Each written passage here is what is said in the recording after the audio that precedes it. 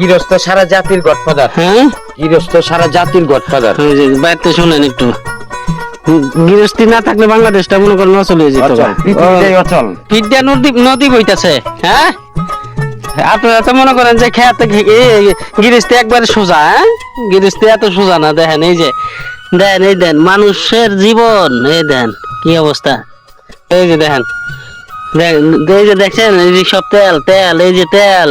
হ্যাঁ গৃহস্থী জীবন এত সোজা না। কি কন কন একটু মানুষটা কন। মানুষ তো মনে করে যে আপনারা মানুষ তো মনে করে বড় কঠিন কঠিন। হ্যাঁ এই যে দেন, এই যে ঠাটা পড়া রোদের ভিতরে কয়টা বাজে? একটা বাজে, বেলা একটা বাজতে।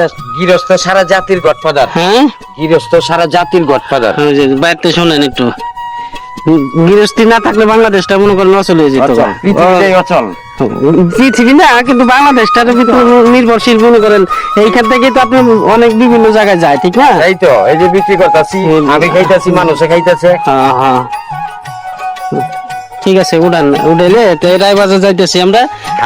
রায়বাজার পর্যন্ত আপনাদের দেখাবো। উঠান শেষ পর্যায়ে এখন যাওয়ার দিকে রওনা দিব। এই যে ঠিকই আছে।